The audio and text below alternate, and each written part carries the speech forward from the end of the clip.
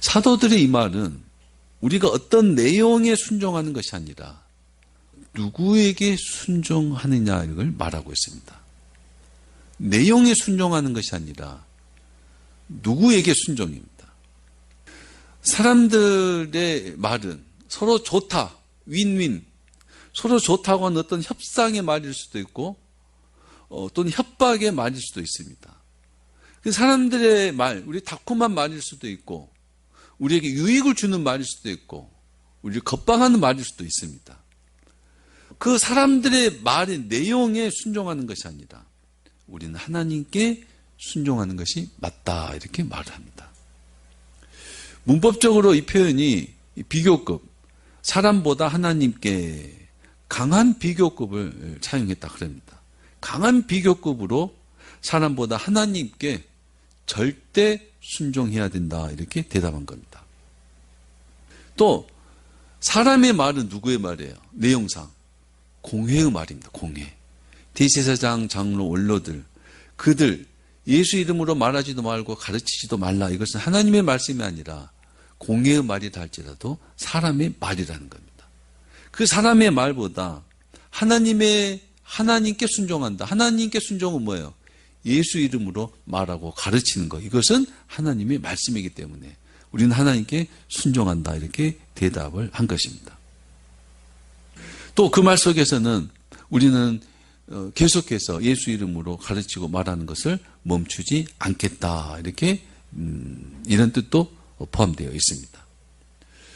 우리도 마찬가지죠. 우리도 사람의 말보다 하나님께 순종할 수 있어야 합니다. 여러분, 하나님의 말씀은 하나님의 인격입니다. 하나님의 인격. 하나님의 말씀은 하나님의 뜻이며 하나님 자신입니다. 우리는 그 말씀의 내용이 옳다고 판단하기 때문에 순종하는 게 아니에요. 중요한 이야기입니다. 하나님의 말씀의 내용이 옳다고 판단하기 때문에 순종하는 게 아닙니다. 내가 그 말씀을 판단해서 순종하는 게 아니라 우리가 믿는 하나님의 말씀이기 때문에 순종하는 겁니다. 하나님의 말씀이기 때문에 순종하는 것이지 내가 판단해서 내가 옳다고 믿어지니까 순종하는 게 아니다 이 말이에요. 그렇다고 해서 하나님이 우리의 판단을 무시하는 건 아니에요. 우리가 그 말씀을 이해하고 판단할 수 있도록 우리에게 지혜를 주시고 많은 경험들을 하게 하시고 하나님이 도우십니다. 표적과 기사를 일으켜서라도 우리가 그 말씀을 이해하고 받아들일 수 있도록 하나님 도우셔요. 그럼에도 불구하고 우리가 본질적으로 하나님의 말씀에 순종하는 것은 우리가 내용을 판단해서가 아니라 하나님의 말씀이기 때문에 그 말씀을 믿어 순종하는 겁니다. 전에 그렇게 말씀을 드린 적이 있어요. 우리가 성경을 읽다 보면 도저히 믿어지지 않는 이야기가 있어요. 믿을 수 없는 이야기가 있고 이해되지 않는 이야기가 있어요. 그럴 때는 어떻게 한다고 그랬어요? 그냥 넘어간다고 그랬어요. 넘어가요. 그냥 넘어갑니다. 그리고 때로는 틀린 것이 발견이 돼요. 저도 성경을 보다가 신학생 때 이게 틀린 게 나온 거예요. 앞뒤가 안 맞아요. 그게 뭐 보물이나 찾는 것처럼 남이 모르는 걸 내가 찾은 것처럼 이거 사람한테 말해줘야지 뭐 이런 거 있잖아요. 근데 시간이 지나 보니까 성경이 틀린 게 아니라 내가 틀렸더라고. 내가 틀렸어요. 근데 성경을 틀렸다고 하는 거예요. 그래서 나중에 이제 시간이 더 지나서 보니까 여기 이 말씀인 거예요. 우리가 내용을 판단해서 순종하는 것이 아니라 하나님의 말씀이기 때문에 믿어 순종하는 겁니다. 그래서 우리는 하나님의 말씀을 바르게 알아야 됩니다. 하나님의 말씀을 바르게 알아야 그 말씀에 순종하죠. 또 어떤 사람들은 우리의 그 믿음과 충성심을 이용해서 하나님의 말씀이 아니라 하나님의 말씀을 말하는 자기에게 순종하게 하는 거짓된 사람들도 있습니다. 하나님 말씀에 순종하게 해야 될 주의 종들이 하나님 말씀에 순종하게 하는 것이 아니라 자기에게 순종하게 한다는 거예요. 거짓된 종들입니다. 그걸 속지 않으려면 어떻게 해요? 하나님의 말씀을 바르게 알으셔야 되는 거예요. 하나님의 말씀을 바르게 알아야죠. 하나님의 말씀을 알아야 하나님의 말씀에 순종할 수 있다 이 말입니다. 그래서 과거 어느 때처럼 너무 우리가 먹고 사는 게 바빠서 정말 모든 시간 일을 해야 되는 그때처럼 일만 하고 목사님이 말한 건 무조건 하나님의 말씀이다라고 그냥 들었던 시절이 있었습니다. 그때는 그랬지만 지금은 물론 목사님 말씀을 의심하고 시작하는 게 아니라 하나님의 말씀을 이제는 더 열심히 공부하고 더 말씀을 이해하고 더 말씀을 알아서 그 말씀이 하나님의 말씀인 것을 아는 것이 중요하다 이 말입니다. 목사님이 말하니까 하나님의 말씀은 아니다 그랬죠? 목사님이 말하니까 하나님의 말씀이다. 이거는 그런 시절이 있었어요. 어린아이 시절이요. 지금은 하나님의 말씀을 말해야 하나님의 말씀이다 그랬잖아요. 그것을 분별할 수 있을 만큼 우리도 교인들도 하나님의 말씀을 잘 알아야 된다 이 말입니다. 속지 않으려면 어떻게 해요? 알아야죠. 속지 않으면 알아야죠. 그렇게 우리도 사람의 말보다 하나님 말씀에 순종할 수 있어야 된다. 사도들은 그 공의 앞에서 지금 공의 앞에서 신문을 받는 중에 답변을 하고 있습니다. 그리고 그 답변의 첫 번째가 사람보다 하나님께 순종하는 것이 마땅하다. 그리고 30절 너희가 나무에 달아 죽인 예수를 우리 조상의 하나님이 살리시고 너희가 예수를 십자가에 달아 죽였다. 이는 그대로 지금 이야기를 합니다. 너희가 예수를 죽였다. 얼마큼 담대해야 그렇게 말할 수 있는지 모르겠습니다. 대제사장과 원로, 장로 위의 원로들이 정말 최고의 권력가들이 모여있는 그리고 사적인 모임도 아니고 위대 나라가 인정한 사내들인 공회에서 그 자리에서 너희가 나무에 달아 죽인 예수를 이렇게 말할 수 있다는 거예요. 말하고 있다는 거예요. 얼마나 담대해야 그렇게 말할지요. 너희가 예수를 십자가에 달아 죽였다. 이런 말입니다. 그 예수를 우리 조상의 하나님이 살리시고 너희가 죽인 예수를 우리 조상의 하나님이라고 한 것은 우리 하나님이라는 거예요.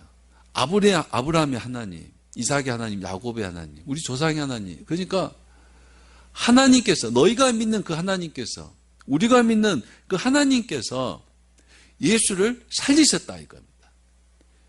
하나님이 하셨다는 겁니다. 하나님이. 너희가 예수를 죽였지만 너희 하나님이 그 예수를 살리셨다. 이것은 하나님이 모든 일의 주체자라 이렇게 말하고 있습니다. 하나님이 요 일을 하셨다. 아까 뭐라 그랬어요? 사람보다 하나님께 순종해야 된다 그랬죠? 근데 그 하나님께서 하신 일이다. 그리고 하나님이 하신 일은 이뿐만이 아니다. 31절 이스라엘에게 회개함과 죄사함을 주시려고 그의 오른손으로 높이사 임금과 구주로 삼으셨느니라. 하나님께서 그 예수님을 통해서 이스라엘에게 회개와 죄사함을 주시려고 예수님을 살리셨다. 예수님을 살리셔서 또 어떻게 해요? 이스라엘의 임금과 구주로 삼으셨다. 누가요? 하나님께서 그렇게 하셨다는 겁니다. 하나님께서 이 예수를 통해서 회개하고 죄사함을 얻게 하고 하나님께서 예수를 높여서 이스라엘의 임금과 구주가 되게 하셨다. 그렇다면 누구에게 순종해야 돼요? 하나님께 순종해야 된다면 그 하나님께 순종해서 예수를 믿어 회개하고 죄사함을 받고 그 예수님을 왕으로 구주로 섬겨야 된다. 이것을 지금 누구에게 말하고 있어요? 공회 앞에 서서 공회원들에게 전하고 있는 겁니다. 꼭 해야 될 말, 복음을 지금 말하고 있는 겁니다. 그들은 유대인이기 때문에 하나님께서라고 주어를 하나님으로 하고 있어요. 예수님께서 이렇게 하면은 듣지 않을 사람들이 뻔해요. 그러니까 그들이 믿는 하나님께서 조상의 하나님께서 이렇게 하신 일이다. 예수님은 하나님이 하신 일이니까 그 예수님을 믿어야 된다. 이렇게 복음을 전하고 있는 겁니다. 어쩌면 이 말씀을 전하기 위해서 사도들은 자발적으로 공회에 잡혀왔다 이렇게 볼 수도 있고 또 이 말씀을 전하라고 하나님께서 사도들을 공회에 세우셨다라고도 말할 수 있겠습니다. 담대히 예수님을 증거했다. 저는 이게 좀 멋있는 것 같아요. 너무 멋있는 것 같아요. 이 사도들을 감옥에 가두어서 또 죽이려고 한 그들 앞에서 담대히 예수님을 전하고 있다는 거예요. 어쩌면 그 담대함이 어쩌면 그 담대함이 하나님께서 사도들을 감옥에서 끄집어낸 그 정말 이해할 수 없는 그 사건들을 경험해서 담대함이 더 생겼는지도 모르겠어요. 그 직후에 그런 일을 통해서 야 정말 하나님은 상상을 초월하는구나. 하나님 살아계시나. 우리를 이렇게 감옥에서 다 가둬놨는데 감옥 문도 그 어떤 것도 시공간을 어쩌면 초월했는지도 모를 하나님의 놀라운 역사 속에서 우리가 구원받았는데 그래서 어쩌면 더 담대함이 생겼는지도 모르겠습니다. 분명한 것은 담대히 공회에서 예수를 전했다는 거예요. 그리고 예수를 전하고 자기들에 대해서는 이렇게 말합니다. 이 32절 우리는 이 일의 증인이요. 여러분 증인이란 말은 중심이 아니라 말 그대로 증인, 역사의 중심이 아니라 사건의 중심이 아니라 그 사건을 바라보고 말하는 증인이라는 겁니다. 사도들은 하나님께서 예수님을 살리시고 예수님을 통해서 회개와 제사함을 주시고 예수님이 왕이시며 구주로 세우신 그 하나님이 하신 그 모든 일의 증인이라는 겁니다. 증인으로서 이 사실을 증언하고 증거할 뿐이다. 사도들을 통해서 그동안 있었던 모든 일, 그것은 바로 이 일, 하나님이 하신 예수를 통해 예수님을 살리시고 예수님을 왕과 구주로 삼으신 이 일에 대한 증거일 뿐이다라고 말하는 겁니다. 우리는 중심이 아니라 우리는 그것을 보고 경험한 사람으로서 말하는 증인이다 이겁니다. 모든 그리스도인들이 마찬가지입니다. 우리도 마찬가지예요.